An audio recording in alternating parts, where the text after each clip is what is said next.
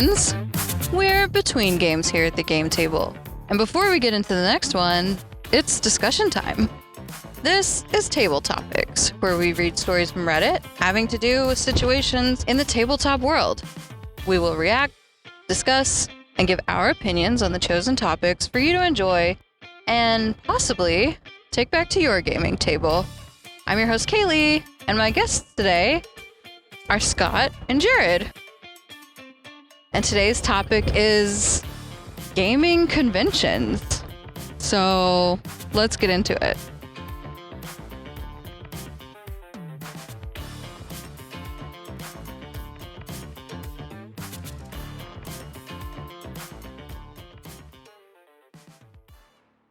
Special episode today. We are actually recording this traveling back from a gaming convention, Fun K-Town in Knoxville, Tennessee. For myself and Scott, this was our first one ever. And Jared, you're an old pro. An old pro. So I'll start you off with an easy question. Your own stories.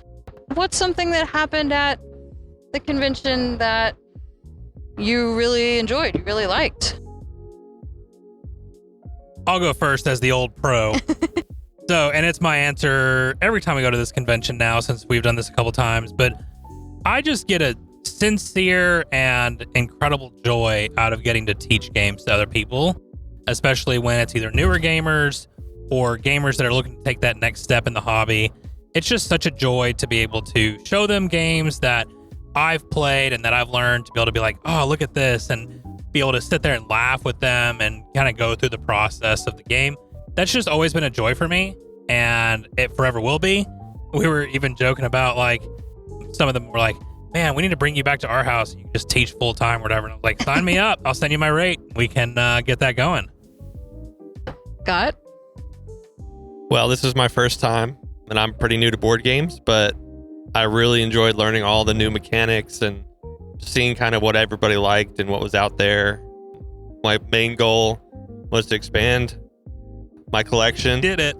And I tripled it. So I'm pretty happy with that. And some of it was from play to win games, and some of it was from the bazaar that they had there, which was really cool. But yeah, I think the biggest thing is just getting all of the laughter and everything else that comes with playing those games and trying out new things. It's just a fun experience overall. Play to win was new to me too. We had it at the game table retreat, and I realize now I totally did it wrong. Thought I was signing up to play to win. Nice. So a couple of those, luckily I didn't win, but did that wrong for sure. I didn't realize you didn't win any games at the retreat. You brought me some, but I thought you gave them to me out of the goodness of your heart. Oh no, you won Mindspace. I won was Mindspace. You. Okay. Yeah. Well, that's a great fit because I love Mindspace. And you played it because I was at the table with you when you played it. It worked out then that all things are fair. One of the other things that was new to me was teaching and comparing how, different groups of strangers played games with each other, whether that made them reduce themselves a little bit, maybe be a little more careful, or whether that made them, whether they just jumped in with both feet and said, all right, let's agree to disagree here. I see what you did there. So that was cool. Yeah. What? No.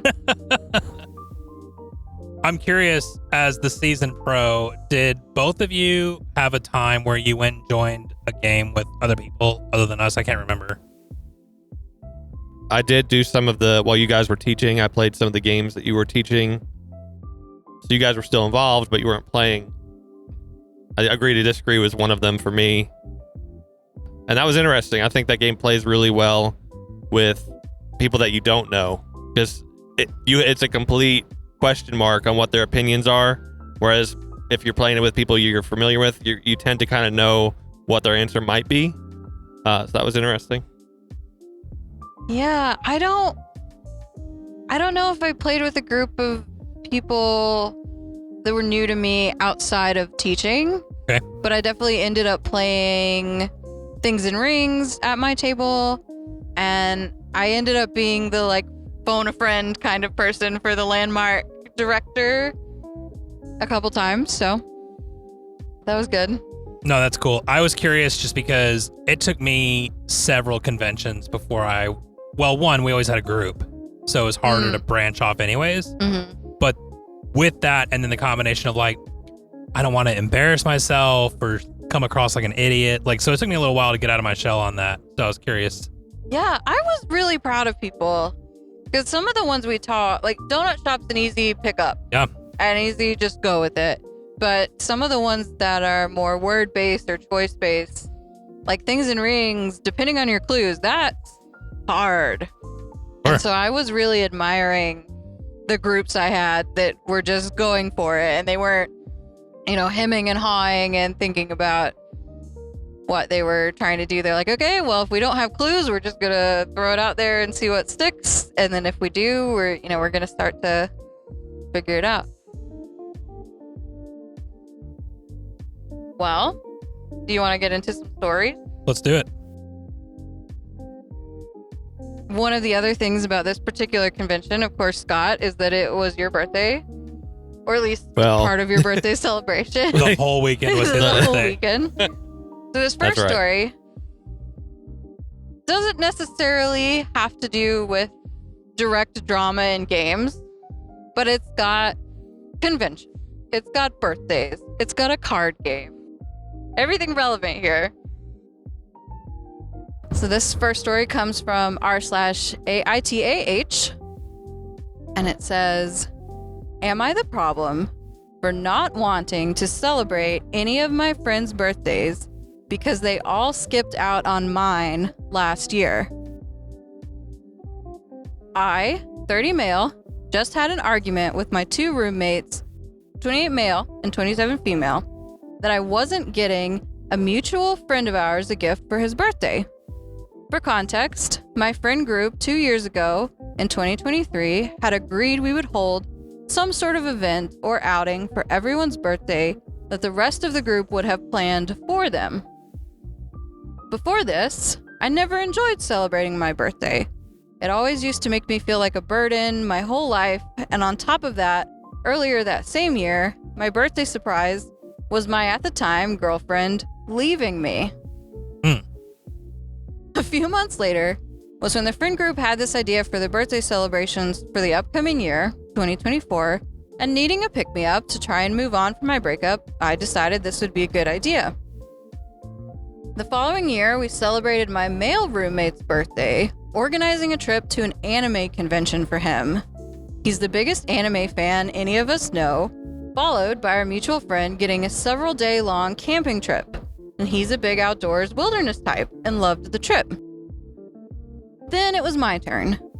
I was excited to see what my friends would come up with for me. This is my 30th birthday.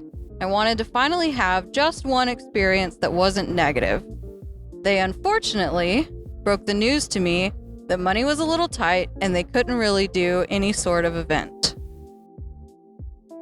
I was disappointed, but understood.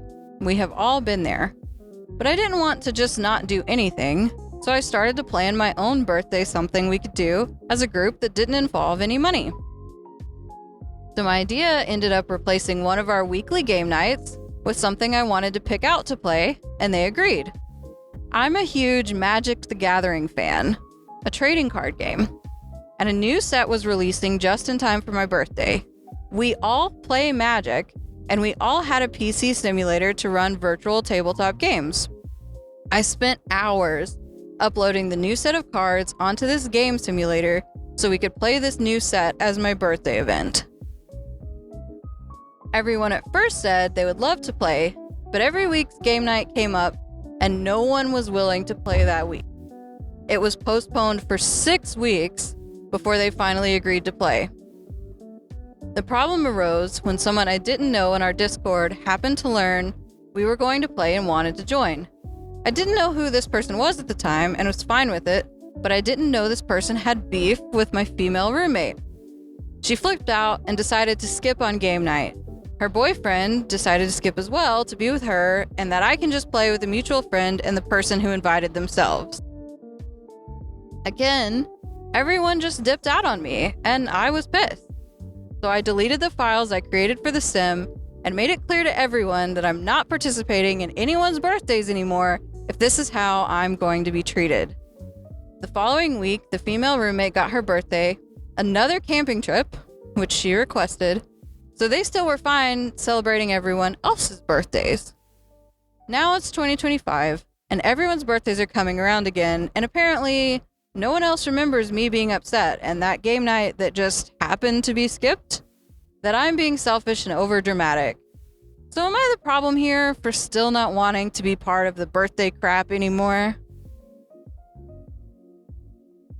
A lot going on. Do you need a summary? There's a lot. So if I understand correctly,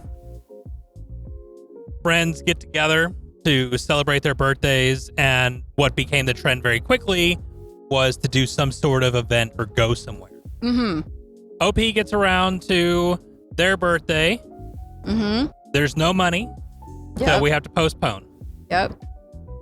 This is where I think I lose the story a little bit, because they said we're going to pivot to playing like a board game or card game night, but then something happened, and I think that's where I got lost. So it's a lot more personal than this. Okay. So it gets around to OP's turn. Yeah. OP has participated with these other people. Right. And they say, we don't have any money. Yep. And OP is the one who suggests, oh, that's okay. We can sub one of our game nights for something I pick that we play. Okay. So OP also continues to go the extra mile and do the work for their own birthday. That's a lot of work, by the way. To translate a physical trading card game onto this online simulator to have it for his friends ready to play. And then I think if OP did make a mistake, it wasn't scheduling the night it was going to happen. Yeah, I guess that's the part I'm not tracking. But it sounds like he had this ready to go, and these friends postponed it 6 weeks in a row, not willing to do it. And then there was some drama with this other person. Gotcha. But the problem starts way before that, I think, for me. Okay.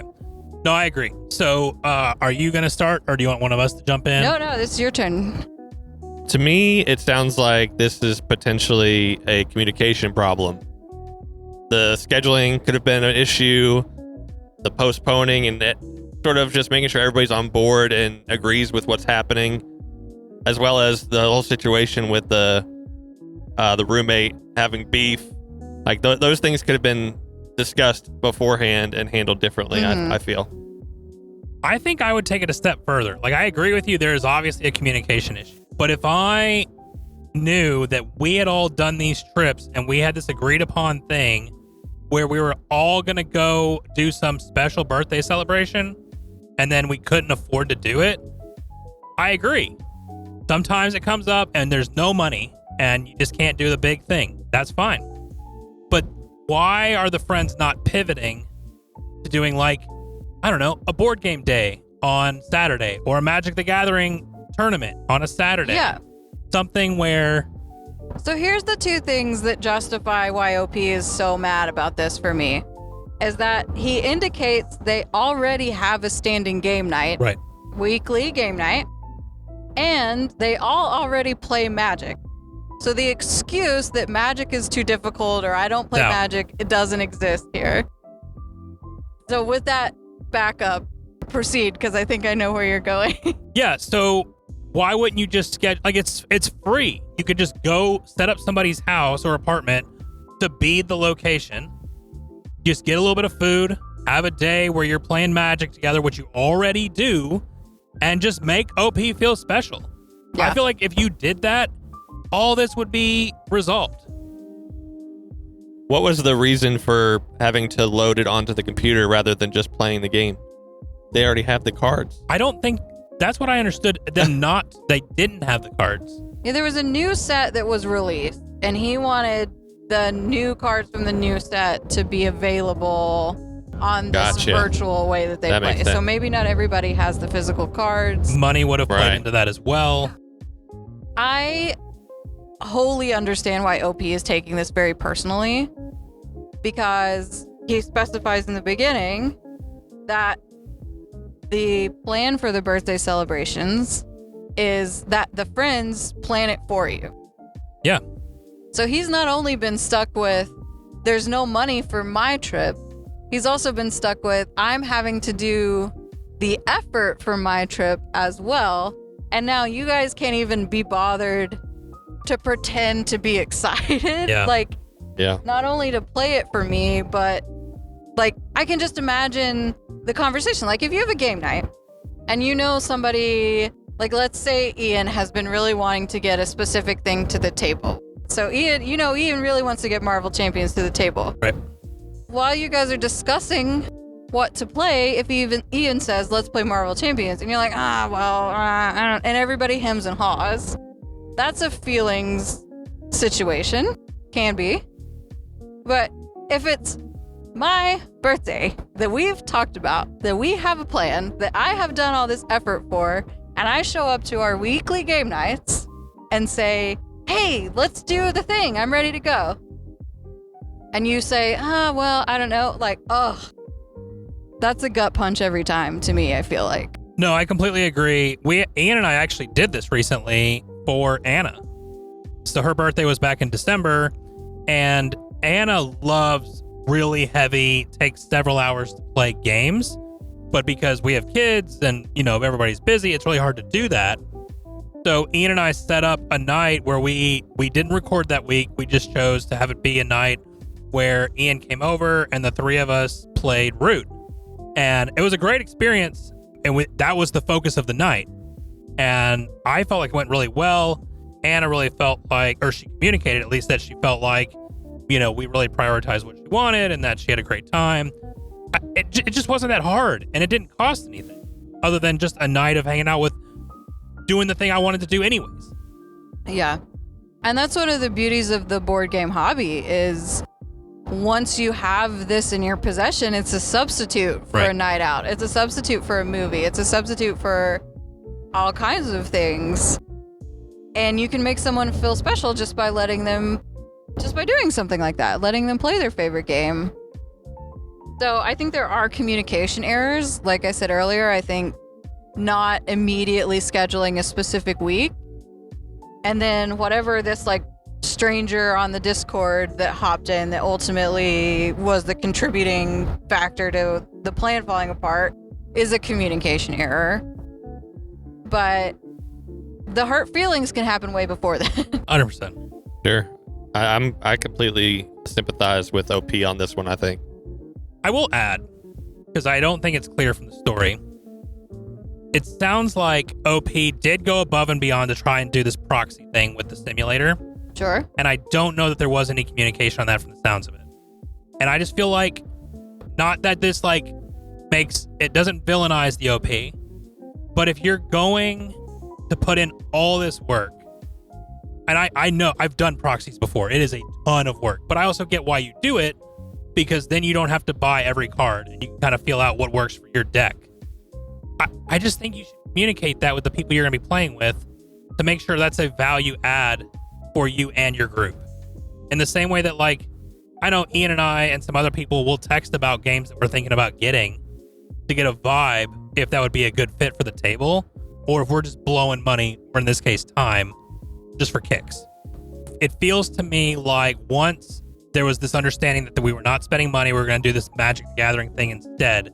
Yeah. And he got excited, or she, or whoever OP is, got excited about the idea that, we're going to do this thing. We could have these new cards by doing it this way.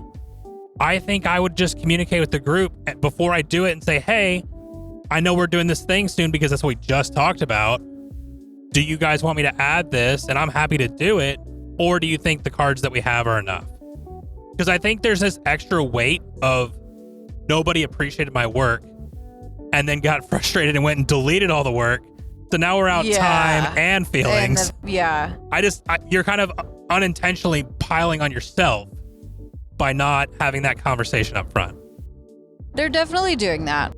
And definitely having deleted it is going to be a regret tomorrow. Rough.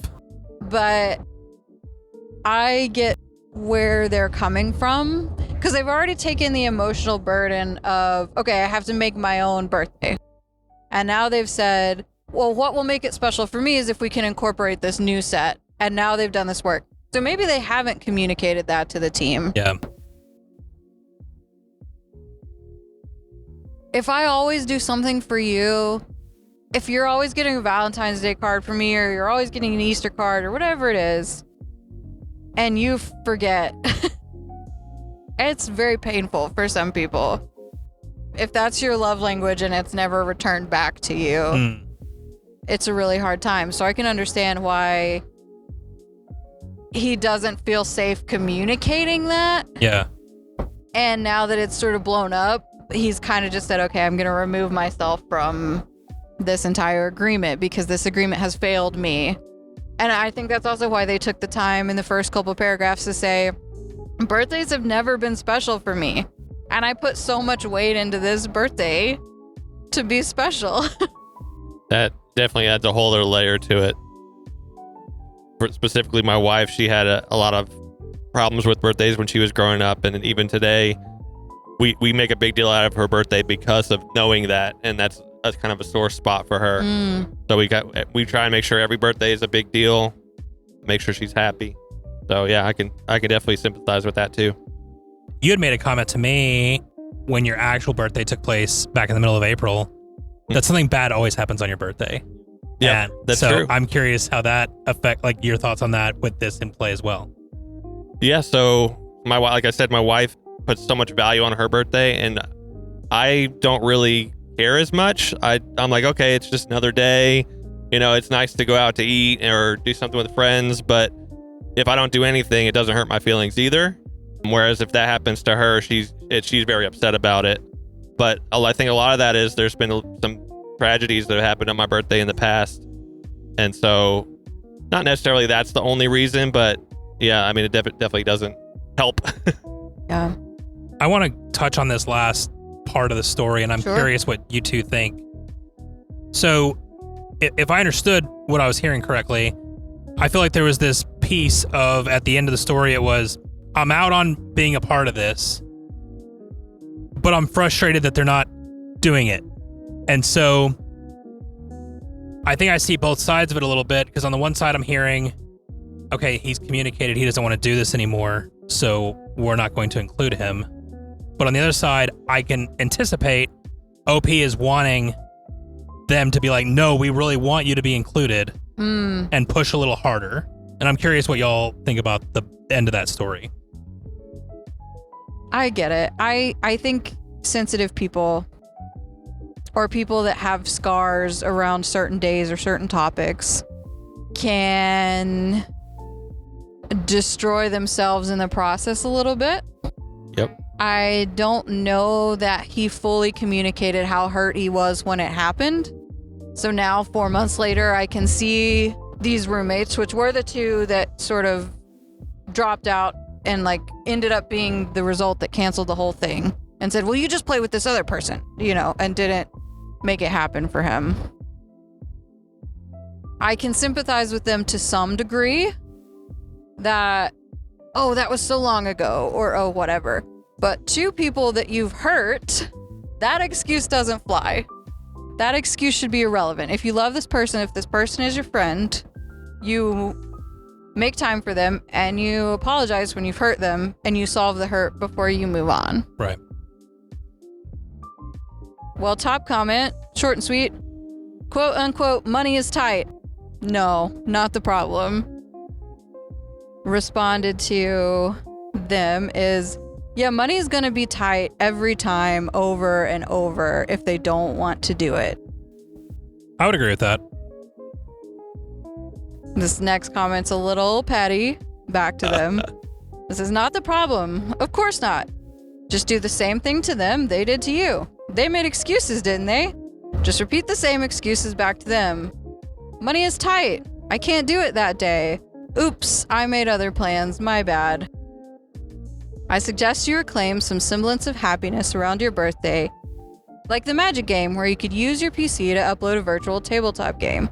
I'm not sure how you would do this because I don't play that, but could you start building up a chat room or a Discord? Is there an online event? You could spend months or a year building up contacts and friendships online for people who are nearby and host a gathering.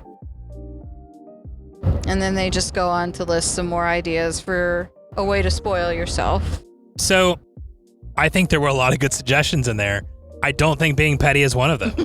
Like, I think if you have friends that are not interested in doing the things that you want to do, you can find a group that's interested in doing those things, or you can change the things that you're interested in. Like, I think either of those choices are fine. I've not had an experience where being petty back has worked well in the long run. Find new friends. There you go. Yeah. I mean, that is the common response, right? Like, just Yeah. as if these friends are just growing on trees, just find new friends. Right. As a 30-year-old adult, they aren't. Nope. They're not out there. And I think pettiness would give you momentary satisfaction, but it will just continue the cycle. It's not going to regrow the friendship. I think if possible, you have to have a calm conversation with these friends and explain to them how badly they hurt you and that you don't want to participate if the same pattern is going to recycle. Right. But then, even though friends don't grow on trees, if they don't understand, and if they do repeat the cycle, then yeah, I'm sorry, they're not good friends. Sure. Yep. It's a tough spot. I mean, yeah. Okay. That one was quite heavy and personal, so we're going to make this a little bit easier. This next story comes from r/AITAH. Would I be the problem if I didn't pay my friend back for what I think is an overpriced item? So we bought some stuff at the convention. I bought some stuff at the arts festival across the street. Yep. So this is going to be pretty relevant. Maybe. Here's the story. This happened a while ago, but it still weighs on my mind, so I'm looking for some perspective. I have an acquaintance from a Discord server, and we both recently attended an anime convention. While there, I saw some really pretty photo cards that were from a game that we both liked, but the cards weren't for individual sale. The cards were available as a set for $45, or you could get one for free with a $45 purchase. I mentioned the photo cards to my acquaintance and commented that they were really pretty, but also mentioned that they were $45 for the set, /1 free with a purchase, hinting that it was out of my budget. I thought we'd leave it at that, but my acquaintance ended up coming by and giving me the photo card from the set that I wanted. I was really touched, thinking they had bought something from the vendor to receive the photo card, or had bought the set and wanted to gift me one of the cards. Here, I want to reiterate that I thought it was a gift. I asked how I could repay my friend, and they asked me to Venmo them $40. I was kind of taken aback because I would not have purchased this card on my own, especially for that amount. If I was forced to spend $40, I might as well have spent $45 and received the full set of cards, or have gotten the $45 worth of merchandise to get the free card. I felt that $40 was extremely unfair to ask of me for the card, which again, I originally thought was a gift. Later, when I got home, I thought that I had misheard my friend or something, so I texted asking for a reminder, and they reiterated $40. I texted them that I wasn't planning on buying the photo card because it was out of my budget and that I'd repay them this time, but asked them to check with me in the future before purchasing something on my behalf. My friend said okay and apologized for not checking in beforehand.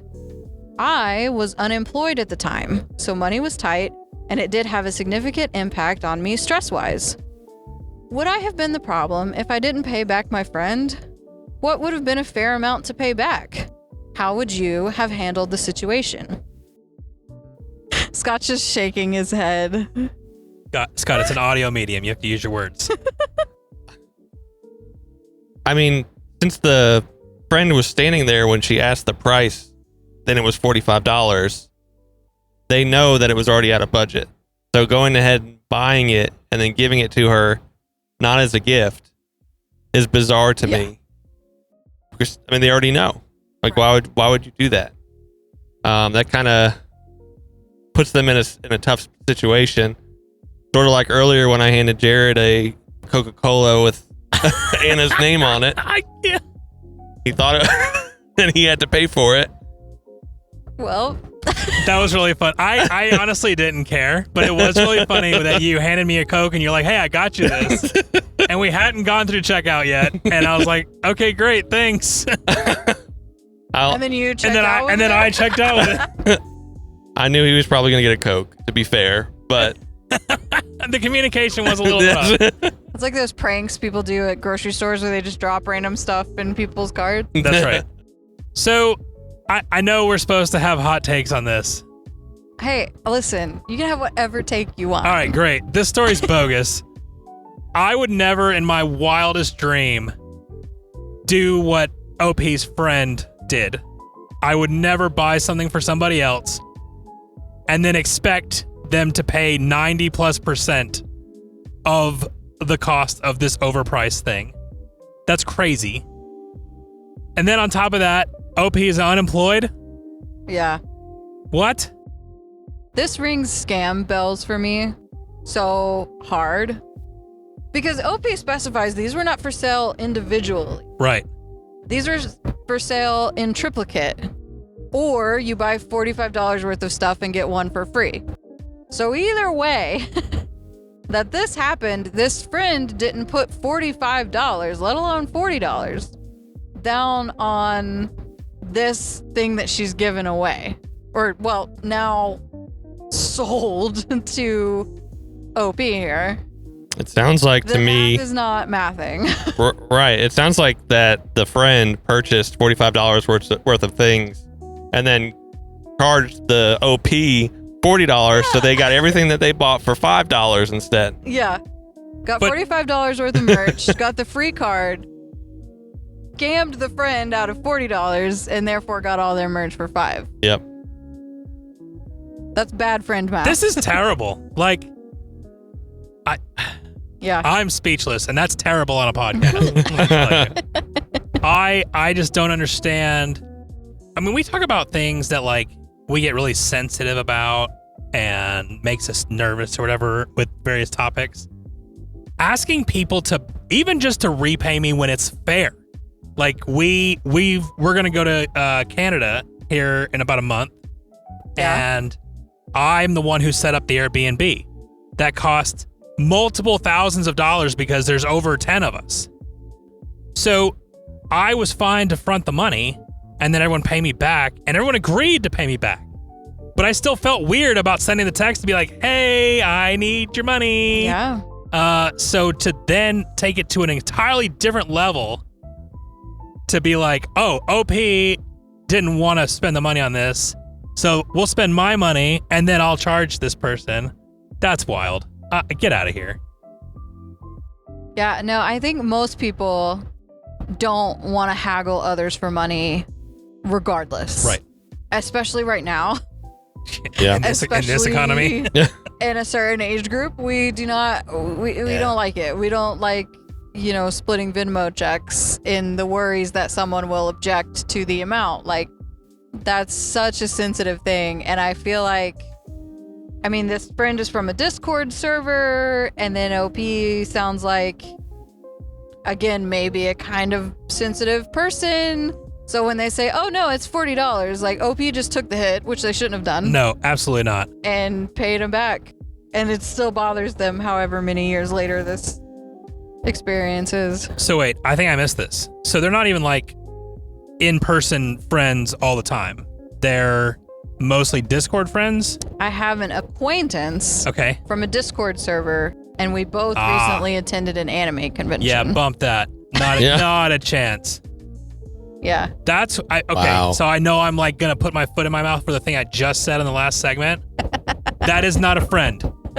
Go find a different Discord friend and give that Discord friend no money. Yep. Like that is your next steps. Yeah. I am so curious. I want to pop into that subreddit and be like, so do you still talk to this person? Yeah. I can ask. I'm super curious because I feel like that relationship has ended. That is Yeah. my guess. I'll read a comment. This is from Affectionate Being 455. I would give it back. You didn't want to buy it for $45 from the vendor. How on earth does your friend think buying it, then selling it to you for $40 makes sense if you didn't ask them to do so? This just seems so silly, I wouldn't pay them back. Next comment. That's outrageous.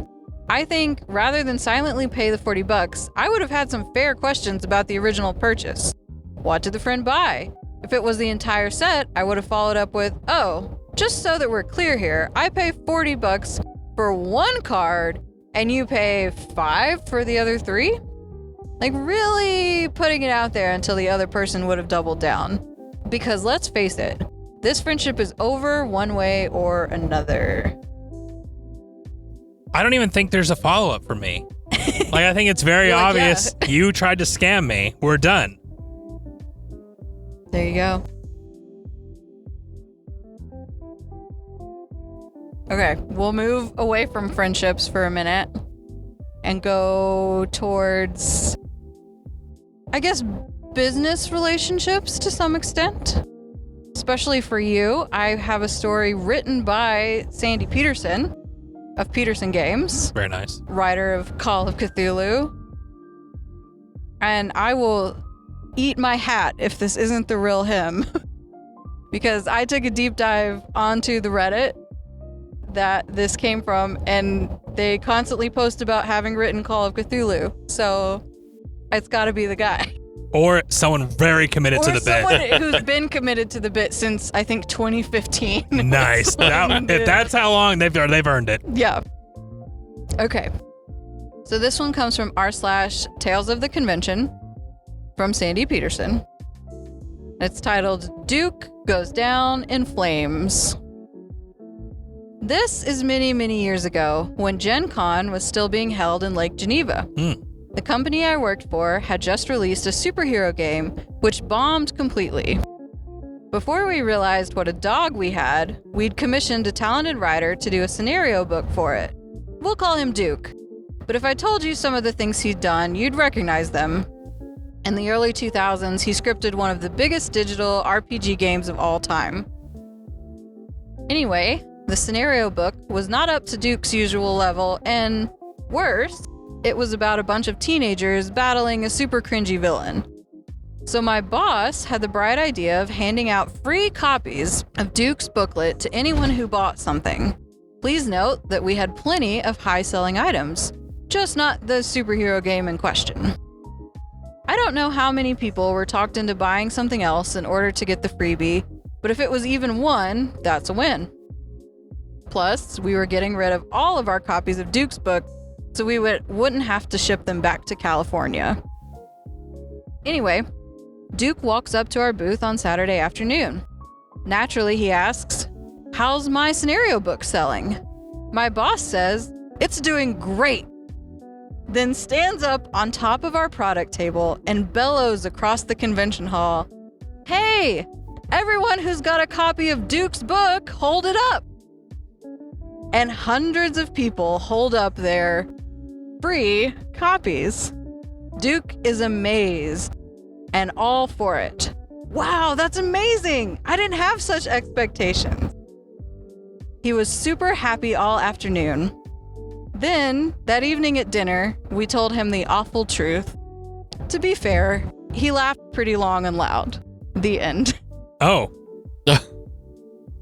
All right. You're just like, cool story, bro. I guess, like, what's the... This is just a tale.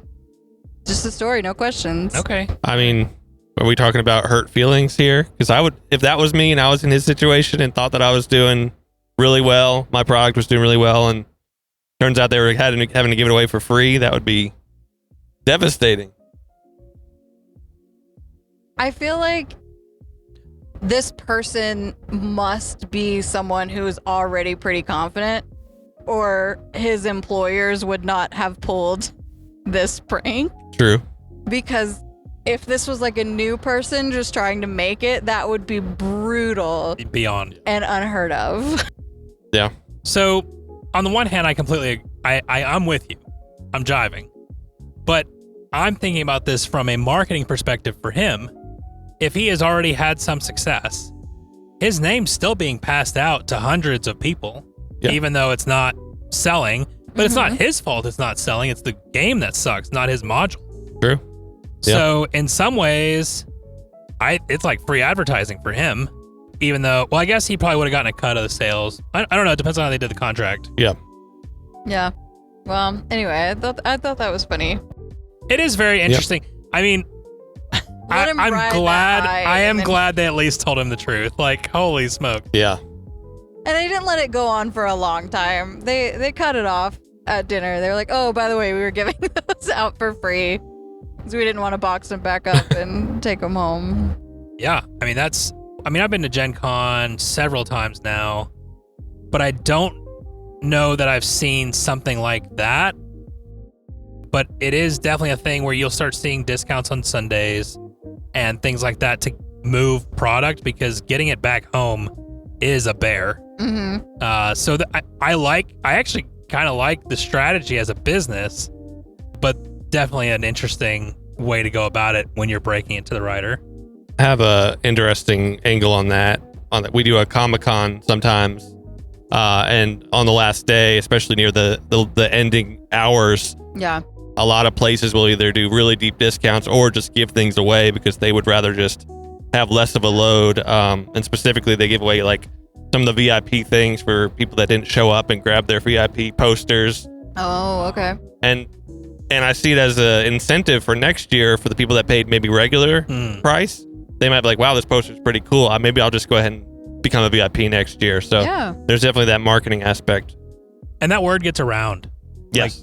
It is common knowledge now because gamers will be like, oh yeah, there's discounts all over the hall on Sundays, kind of thing. So, and it helps. Yeah, it helps those Sundays because usually Sundays at cons are a lot slower. So, but then you're doing the mental math of will it still be here on Sunday? Yeah, exactly. What a good sport, though. Yeah, I love that the guy took it well. Makes you wonder how many drinks then he got to be before they told him that.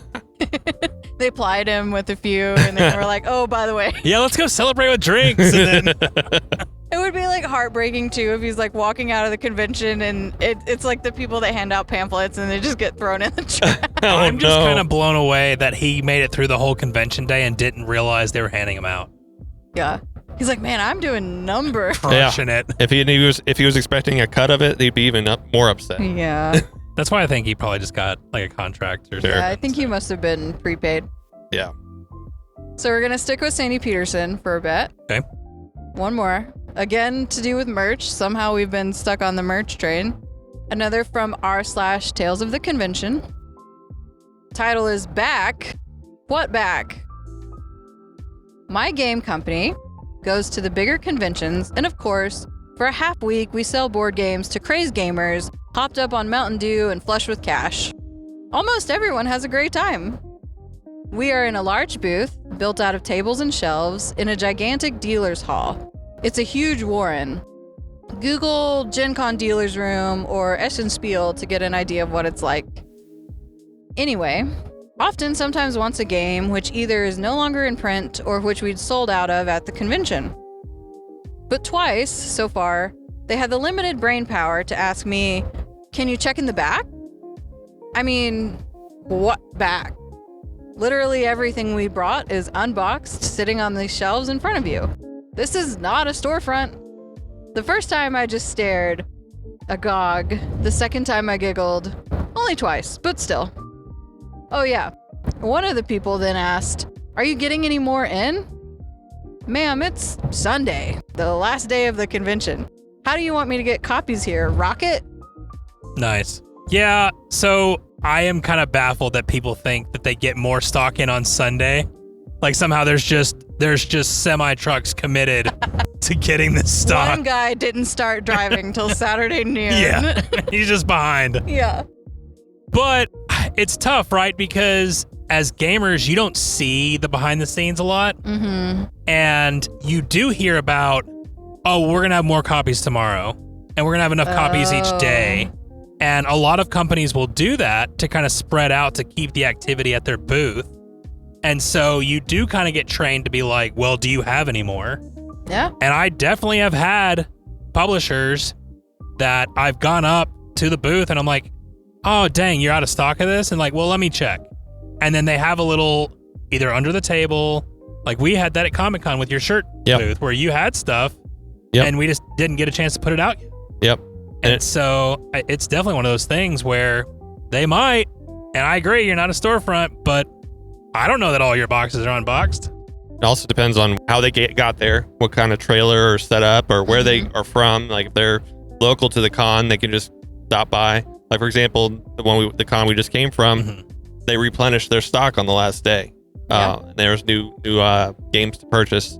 But from our Comic-Con, we sold out of t-shirts. The first year we did it, we ended up having to go home that night and print more shirts so that we could have enough stock for the next morning. That's cool. So can you elaborate, Scott? Sure. To clarify for the listeners what perspective you're talking from. Okay, here. sorry. Yeah, so we make Nashville-based t-shirts, and Who's we? my wife and I, under the brand. Your company name. Her name's Jessica. Her name is Jessica. It's called So Nashville. Okay, I'm giving you a plug here. And so, plug. and so we do the Nashville Comic-Con every year. And the first year, we just didn't know what to expect. Sure. We brought as much inventory as we could, and we sold out of probably 80% of it. Awesome. And some shirts completely sold out, and people were asking us, hey, I saw that shirt earlier in the day. Do you have any more? So we ended up having to go to Joann's on the way home after working the con the whole night, grab the shirts, grab the screen printing ink, and went home, worked until midnight just printing more shirts, and then got up and went to the con again in the morning just so that we could fulfill that. Yeah.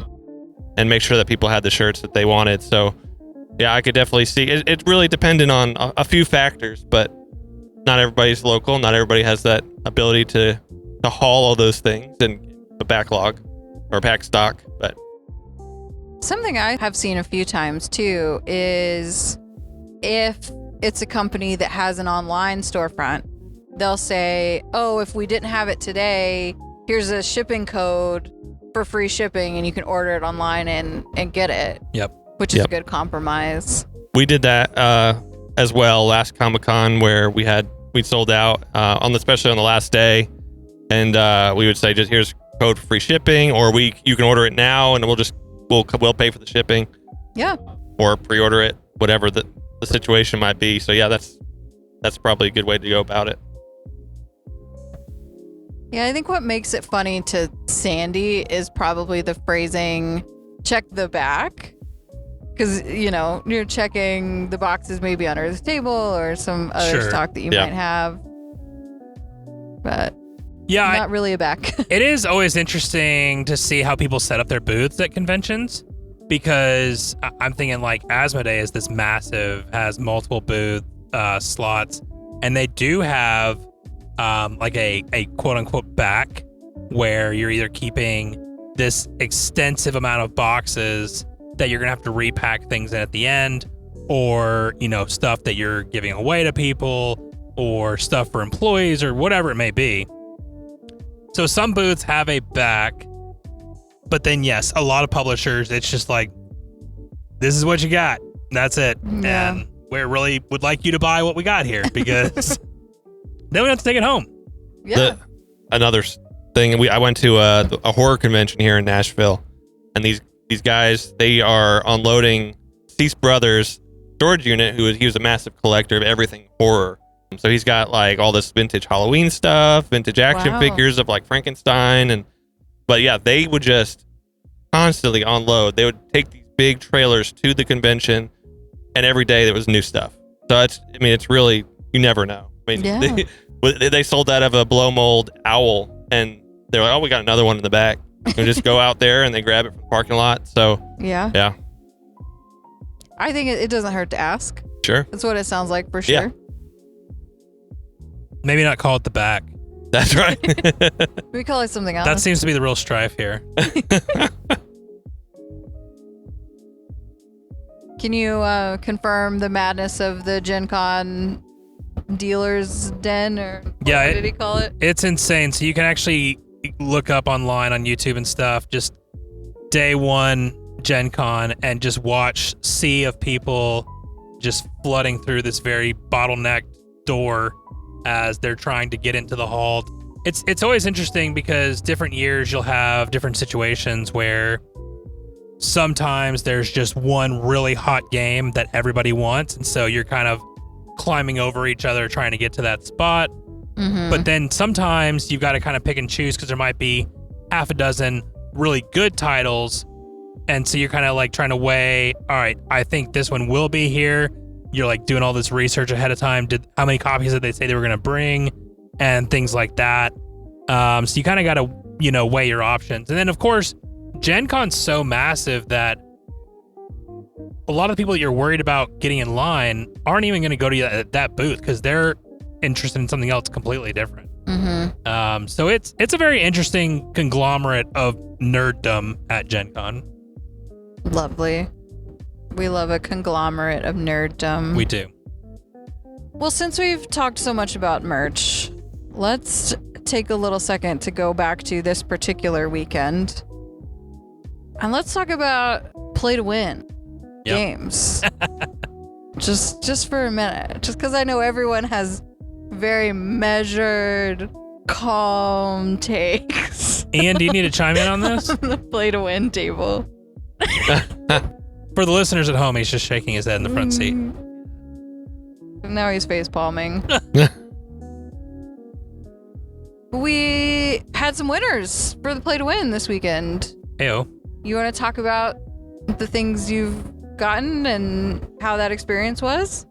Sure. Yeah. So I won a game called Strike, Agree to Disagree, And Minecraft through proxy, and I won that for me. But yeah. Yeah, let's be clear. Anna won everything. at everything in the whole wide weekend. But yeah, I mean, that was fun. Just trying out all the new games was a lot of fun. It gives you incentive to try new things. I don't think I would have tried Strike, but I ended up really loving it. So, that gives you exposure to new mechanics, new everything. I'll jump in on that for just a second. So Saturday, I know between learning, teaching, and playing, literally half of my day was committed to learning this massive game, Galactic Cruise. If it was not a play to win, there's maybe a 5% chance I would have put that effort in. Yeah. Now I still didn't win. Yeah. But that's okay. I still you were incentivized. I had a motivation to try and learn the game. And you know what? I probably would have a 0.01% chance of ever trying that game because I'm so new to board games in general and especially heavier games. So, and the chance that I could have won it and shared it with you guys. So, it opens that door too as well. And you won. Well, not that one. Well, I won that. Yes. You won the game. Yes, I won the game. But you didn't win the game. Yes. You won the game, but you didn't win the game. Right. You don't own the game. You just won the play that we played. Yes. That's right. Something that was neat about the play to win table for me, especially with New York Slice. I think Strike also has a very nice box that the stack of boxes looked very dramatic and looked very nice. Yep. But New York Slice looked like a stack of pizza boxes. It was very intriguing. It was very cool. And we ended up getting a teach from the creator, Ben Rossett, to tell us how to play the game. And we got to play with him too. That was really cool. And that was the play to win play that we did. And I thought that was really cool. Ben was so awesome this weekend. We talked about him on the Game Table episode that dropped last week with a new game that he has coming out. And then to also hang out and talk with us for a little bit. And like you said, teach us New York Slice. That was a lot of fun. That's one of the things that I really like about conventions. And it's a little bit harder to do at a Gen Con because there's so much chaos going on. But at the same time, they're all there. So you're more likely to run into them than you are at a smaller convention. But when you're at a smaller convention, if you do run into one, it's a great opportunity to just kind of pick their brain and hang out, and it's really cool. Yeah, I think that would be a surprise story from my experience, was not expecting employees, contributors, let alone creators of games to just be the guy standing there in a t-shirt. And then, so we're playing New York Slice, and we'd already met Ben at this point, but still, imagine we hadn't. And this guy just walks up and he's like, "You want to teach?"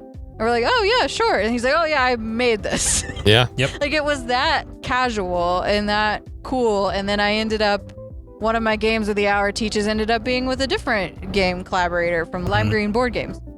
Yeah, I'm excited to have us connect with him a little bit, Yeah. too. That'll be fun. Travis Deere. That's That right. was who it was. Travis Deere. And that was so cool for me, just to be like, oh, wait, oh, you guys are like local and in the space and you talk to your players. And when we were demoing the game that, you're going to mention in your episode, he was writing down notes. Yeah, he asked for our opinion. He was making notes. He asked for our feedback. It was detailed, and that was really cool. That was very unique. Yeah. Probably wouldn't happen in a different setting. Are we going to talk about the play to win, whether or not you can use your own Are you personal wanting to talk about copy? the controversy? I like this topic. Okay. So this controversy came up on our team. Maybe we'll get Ian to weigh in here. The controversy came up as to whether or not you must play a copy from the play to win table to be eligible to play to win. If you end up playing a copy that someone in your group brought, Well, not does even. that get to count? I mean, it doesn't even technically have to be our own group, right? Because just to kind of paint the scene for these smaller conventions, unlike at a massive convention like Gen Con, where everything's a little bit more structured, you're either playing games in an event or at a booth or something that, you brought and set up yourself. People bring games and just set them on the exterior wall of the room to allow people to come pick them up and try them themselves if they want to. So someone could have brought it and then someone else played it that's not connected to them at all. Mm-hmm. I just, as someone who's on one side of this, I wanted to make sure it's a fair picture painted. Let's hear from the other side. and then I'll judiciate. All right. I personally feel that if they're going to give away a game, you need to play the copy that they're giving away. That's just my opinion. I feel like, especially in this situation, we looked at the page that said that there was no names on it. We played that game, and by the time that we put it back on the shelf, there was 3 names on it. Yeah. So to us, that felt a little bit unfair, or at least to me, it felt I unfair. was going to say, speak for yourself. Sorry. Well, to a couple of us, at least. Because many of the play-to-win games had shorter time dedication, I guess you would say. Yeah, how much of your day that was going to Plus take learning. up. Yeah, I mean, Yeah. it was probably... Whereas this one that you guys latched onto, it was a much longer commitment. As you said, Jared, you spent half the day just reading the book. So... Yeah, they definitely had to play another copy in this situation. To be fair, that like New York Slice, there was 12 copies maybe. Yeah, at least 10, I would say. Dilatar, Sears Catalog, all of those had multiple copies. This one was specifically just had one, which probably is why I'm a little salty about it. But, but yeah, I mean, I just think if they're giving away that specific thing, that's the thing that you should also be playing. Oh gosh. Oh, they're looking at me. Am I allowed to jump back in yet? Yeah, jump back in. Okay, great. So as the person who spent half his day learning and then teaching and then playing, I could not disagree more. We just got done talking about how great it is for the publisher and for gamers to have play-to-wins.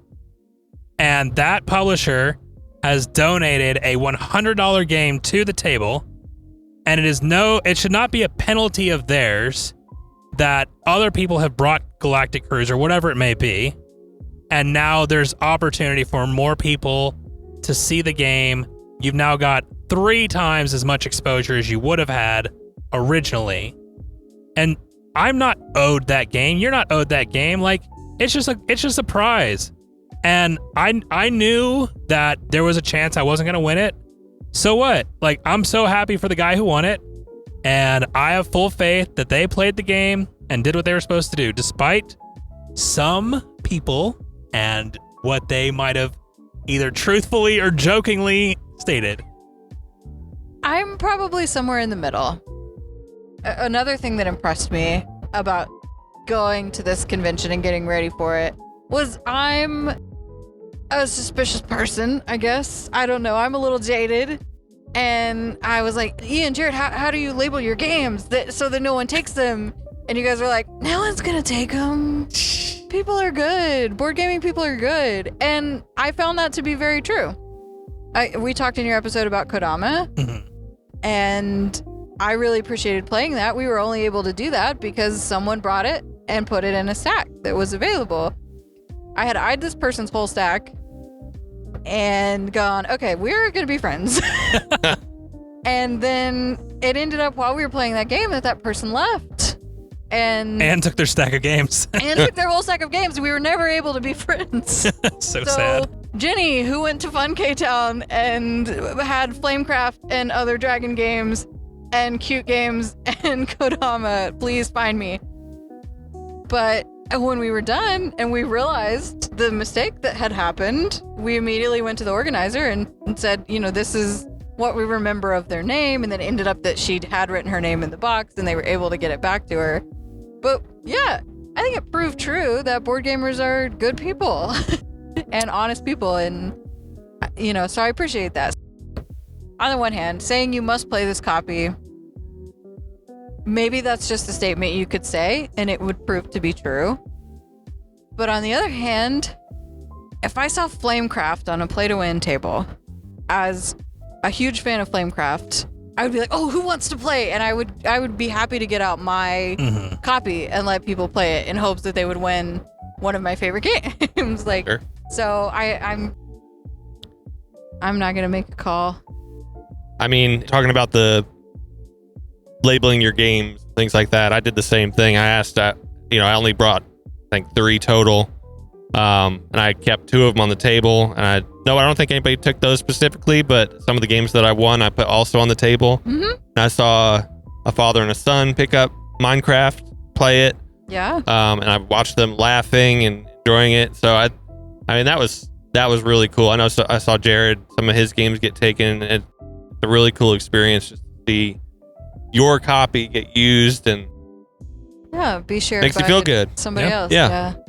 That was really nice. Yeah, it's interesting. Like the hobby sits in this interesting place right now where it's not like it's getting more popular, but it's not so popular that it's become massive where you bring in a lot of unknowns that you can't control anymore. So when it sits in that niche space, I feel like your odds of just we're all here to do this thing together. And like you hear stories about theft and things like that. It happens. Like we've had, I think, 2 or 3 Gen Cons in a row where someone has snuck into the exhibit hall late Wednesday night after everybody's dropped off their games and they've stolen something and then went and tried to pawn it. But that's like at an extremely high value. Like you're talking thousands of dollars where they're trying to pull that off. But for something small, like, I don't know, like people are mostly there just to have a good time. And we've not really experienced a bad situation in the hobby. So, I mean, there are things that happen. I don't want to admit, I don't want to act like everybody's just a saint in this hobby because that's not true. But at the same time, I appreciate where the hobby's at right now. Also, I will add to finish up my perspective on the play to win. It benefits everybody to have more names on the sheets because when the people who run these conventions go back to the publisher and they're like, look, your massive $100 game just got put in front of 15 people, looks way better than, hey, look, your $100 game got put in front of 3 people and 1 person won it. And we gave it away to one of them. Yeah. Yeah. So I didn't think about that perspective. You're right. I mean, having, from the publisher's standpoint, they're not going to donate more in the future if they're not seeing the reward. Yeah. Yep. You want to continue to show that there is value in doing it. Well, I'll tack on that too then. One of the things I liked about this convention was that the play to win games were also the game of the hour games. Yeah. So something I'll attach to this opinion on the play to win also has to do with the game of the hour and that structure. And when we first showed up and were practicing our extra teaches, Mike Randolph, the organizer, was explaining why the game of the hour structure existed. And I thought that was really powerful and a really good way to navigate the space of the convention for a lot of people. Because he was saying, I was seeing couples come in or parents with kids, and they just walk in loops for hours because they wouldn't know what to do. They wouldn't know how to sit down. Maybe they're nervous about playing someone else's game that they brought. And so giving this structure that's like, hey, here's a place, the designated time and place for you to come and learn this game. And then a bonus is you get to write your name on the play to win sheet because now you've played it and now you might get to take it home. I thought that was a brilliant structure, a brilliant negotiation of the awkwardness of approaching this space. No, I think that's huge benefit to this convention, especially this being my first and not really, and also being new to board games in general. Everybody that sat down on those tables never played those games before. So it takes away that awkwardness of being unsure of what you're doing and being afraid to ask questions and things like that. So, and then if you love it, you have a chance to win it. I really like that aspect. Yeah. I did too. He talked about it a lot, but the thing that I really don't like about those smaller cons is you do get a lot of people that don't know what to do. Even like people who've been in the hobby for a while are like, well, do I want to do this? Do I want to do that? If I'm here by myself, how do I get really plugged in? Like there's different ways that cons try to tackle it, but this is a way that when we have people in those groups that we're teaching, it's not just new gamers. Like there are gamers that are in there trying to learn these new games and just see what they're all about. And it's good exposure for all levels of the hobby. And then they end up talking to each other and kind of connecting and that sort of thing. So I really like it as a tool. And we told Mike last year, like it was something we were invited to come teach. And we also thought it was the coolest part of the convention. Yeah. I don't know that I've been to conventions before. Maybe I have. But I've definitely been in spaces where it feels overwhelming. Like where you could just probably walk up to someone and say hi and start a conversation and start to integrate yourself. But taking that first step is very difficult, very intimidating. And so like having this where, again, like you're saying, everything is kind of even playing field. And you get to experience the game with new people. And I met a girl who had been to a D&D retreat that I'm interested in, and she was able to vouch for it and say how cool it was. So now I'm probably going to go do that eventually. Nice. And so like we met game designers, you met people from my same alma mater because we were in Knoxville, you met... Well, a lot of people recognize this from last year too, which was cool. Very true. They had no issue pointing us out and like, oh yeah, you guys were here last year. How's the podcast going? You know, that sort of thing. So, yeah. That was really cool. Yeah. I really love that structure as an experience. Well, it's interesting you mentioned that because I think about, you mentioned, I don't know how many conventions I've been to. And I immediately was like, oh yeah, Comic-Con, like all these other conventions where they're not even board game related. So in a board game convention, you have double awkwardness because you have the normal awkwardness of a convention. And then you also we have to learn how to play a game we don't know. Mm-hmm. Or we have to bring all our own games and justify spending the money to be here and play those games. Sure. When we could have done it at home. Exactly. Or find somebody to play a game that you know how to play that they don't. And yeah. Or even if they do know how to play, it's still just you have to put yourself out there. Yeah. We had one, we saw, what was it, Saturday, where the guy early morning set up Twilight Imperium. Yep. And I'm just like, bro, I am sending you all the hopes because if you can get a couple people that are going to commit to this. I think he got 2 people. He did. I was blown away. But it took him almost an hour to convince them to sit down too. Commit. Yeah. Yeah. But he knew what he wanted to do and he got committed people and they must have been done before I came back at like 4 or 5. So they were done in less than 10 hours, which is what you worried it would take. And I hope they had a great time. I have no doubt they had an experience. I mean, it's not for everybody, but for the people that love it, they're going to love it. Yeah. But it's a lot. Well, sometimes you might be in a situation where you love that game and it's very hard for you to find players in your daily life. So maybe you only get to play if you come to events like this. That's very true. No, I think that's right. Okay. Last chance for final thoughts. Nothing. I think it was a great weekend. It's so interesting. We've talked about this back in episode 0, that this space is very different from what I am used to with interacting in this hobby because I don't Like I'm like a lurker on Reddit. I don't necessarily dive into the conversation as much. But I felt like with all the stories that you brought today, I could at least be like, oh yeah, I get that. Or I've seen that. Or, oh yeah, okay. So that was cool. Yeah. I just want to say that I really enjoyed my first con. I definitely want to come back next year. And I appreciate the whole group for including me and inviting me on my birthday month. So Happy birthday, buddy. yes. Today and every day is my birthday. Forever. Lovely. So thank you guys. Well, those were our stories on today's table topic. Maybe you agree, maybe you disagree. Tell us about it. Maybe you have a story of your own you want to share. We'd love to bring it to the table. Check out our links in the show notes.